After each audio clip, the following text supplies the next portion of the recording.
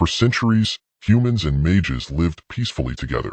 But one day, Mordred, the leader of the mages, wanted more power. He sent his army to attack the kingdom of Camelot. Hundreds of mages, along with giant war beasts, stormed the kingdom. Despite their bravery, Camelot's defenses couldn't hold. Prince Vortigern, feeling sick from the magic around him, told his brother, King Uther, to surrender. But Uther refused.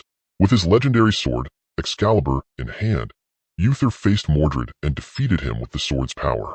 After the battle, Uther held a council meeting to decide what to do about the mages. Sir Bedivere and Sir William argued that the mages weren't bad people, only Mordred was. They reminded Uther that Merlin, a mage, had given him Excalibur, and that even Vortigern had studied with the mages. Uther agreed to stop any aggression against the mages, although Vortigern was not happy about it. That night, Vortigern took drastic action. He gathered his men and led his wife to a secret underground room. There, he sacrifices his wife for some kind of power to defeat anyone. As his soldiers began to take over the castle, Uther woke his wife and their baby son, Arthur, to escape through the docks. But a demon knight found them and killed both Uther's wife and him. Baby Arthur escaped in a boat, drifting down the river to Londinium.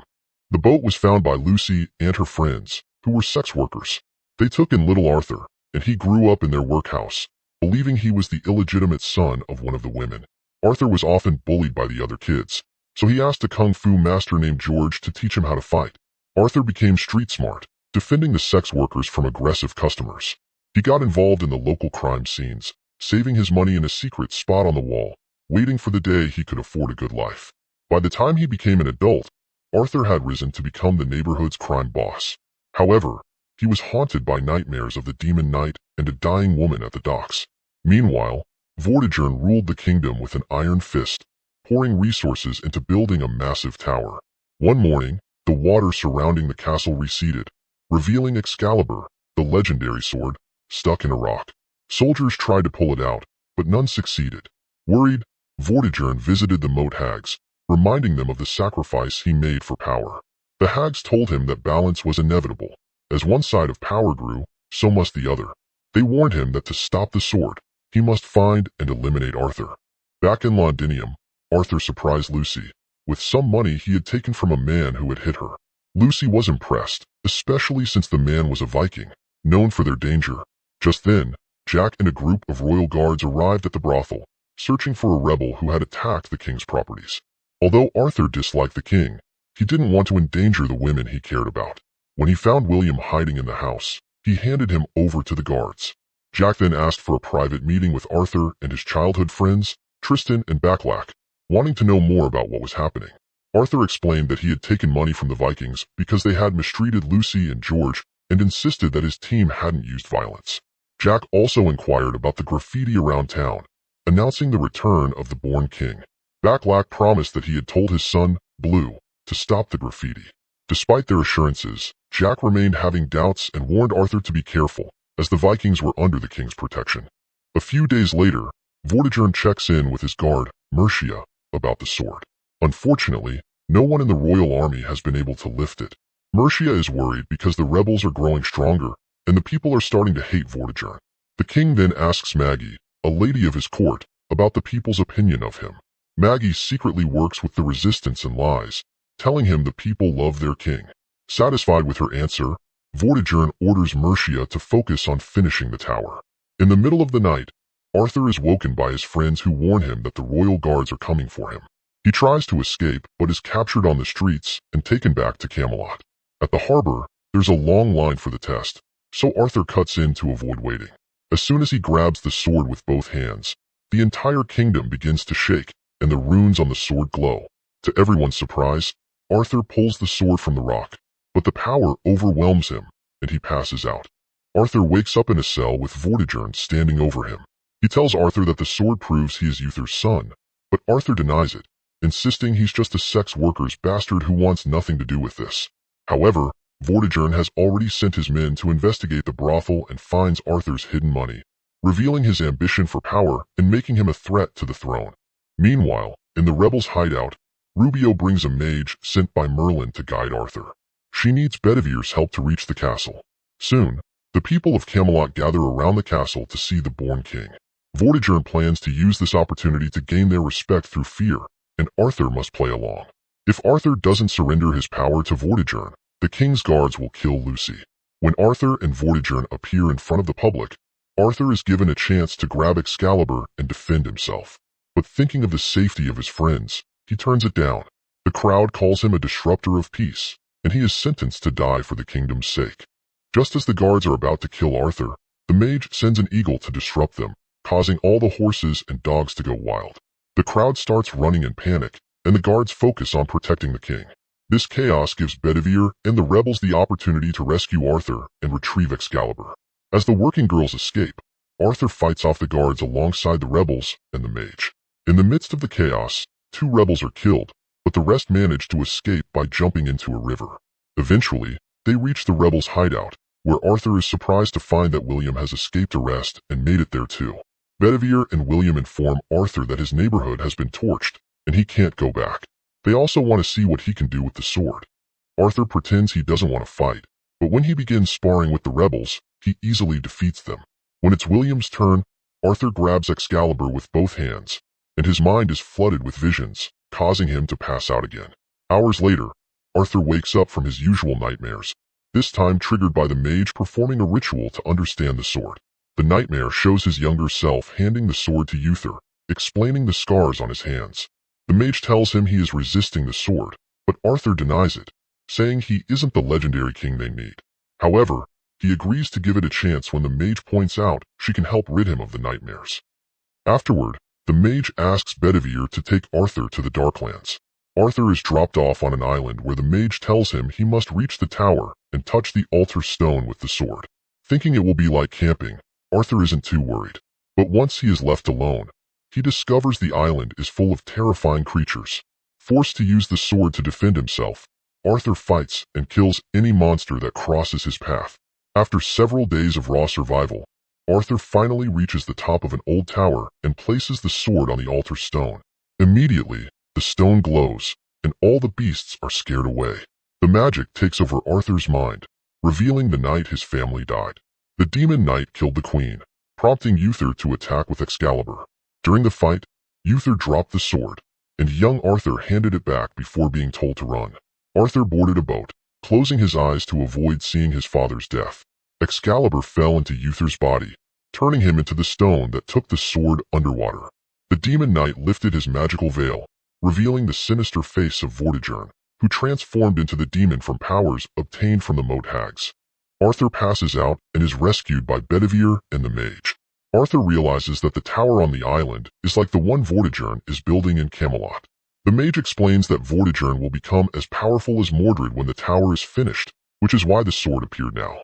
Bedivere reveals Vortigern started the war against the mages, making a deal with Mordred to share power if he killed Uther. Mordred agreed, killed the Mage King, and took the royal staff to the tower to unleash dark forces. However, Merlin later stole the staff, made Excalibur with it, and destroyed the tower. He then gave Excalibur to the Lady of the Lake, binding it to Uther's bloodline. When they return to the hideout, Arthur's friends inform him that their neighborhood was burned down by Jack and Mercia while searching for him. They manage to rescue some working girls and friends, but most people fled. This enrages Arthur, who vows to kill Vortigern for revenge. Afterward, Arthur introduces his friends to the rebels, and they begin planning.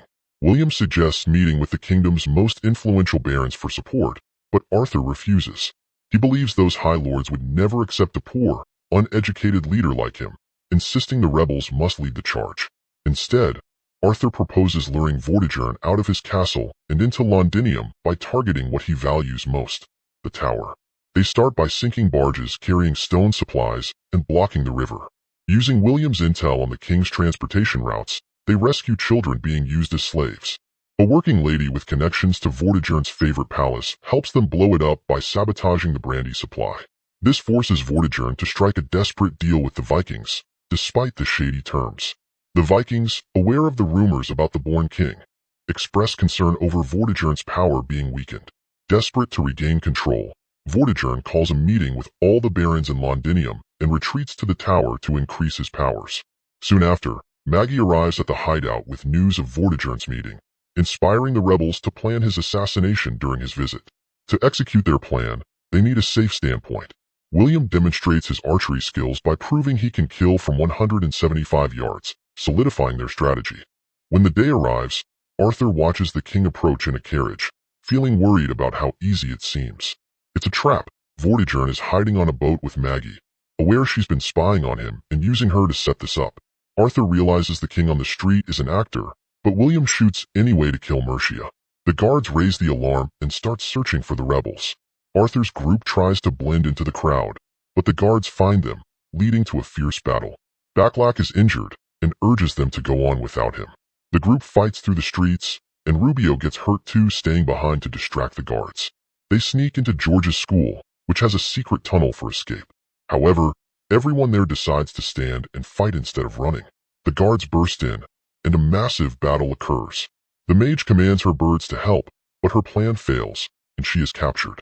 Enraged, Arthur grabs Excalibur with both hands and defeats the entire army in seconds with its power, a display of force that startled people from their windows. Afterward, the rebels hide in a safe house, waiting until dark for Backlack and Blue. Meanwhile, riots break out as word of Arthur's power spreads, but Arthur still hesitates to lead. Hours later, Blue arrives with a dying Backlack, who urges Arthur to leave without him. Arthur drags Blue away just before Vortigern and his guards arrive, having tracked them to the safe house. Backlack pretends to know nothing, but Blue, unwilling to abandon his father, returns, pretending to be a cleaner who knows nothing. Vortigern doesn't believe him and cuts Backlack's ear, causing Blue to scream. Arthur returns, threatening a guard, prompting Vortigern to kill Backlack. This distraction allows Arthur to grab Blue and escape to the boats, ensuring the rebels' safe getaway. Vortigern orders his guards to capture or kill any rebels on the streets. Back at the hideout, Arthur reflects on the lives lost because of him and decides to throw the sword into the lake and flee. The Lady of the Lake finds the sword and pulls Arthur into her lair, showing him a vision of Camelot in ruins under Vortigern's rule. Arthur finally accepts the sword. The lady reminds him to fight Vortigern in the tower and to trust the mage.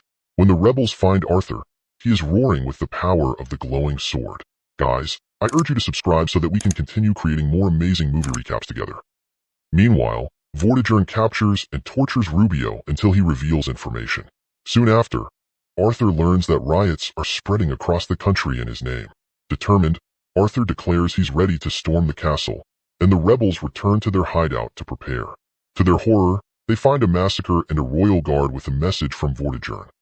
Arthur must come to the castle before dark, or Blue and the mage will be killed. Bedivere volunteers to go, ensuring the hostages are alive. Vortigern agrees to exchange Excalibur for the mage, and to wait for Arthur until morning. Once the mage is reunited with the rebels, she decides it's time to awaken Arthur's inner power. She summons a snake to bite Arthur's neck, and its poison allows him to see all the magical creatures hidden in nature. The mage also assures him that this poison will protect him later. A few hours later, Arthur arrives at the castle as the mage's eagle drops a snake inside. Arthur is brought before Vortigern, who, just as he's about to kill Arthur, notices the snake on a pillar. Vortigern kills the snake, but accidentally gets the sword stuck in the stone, unable to take it out.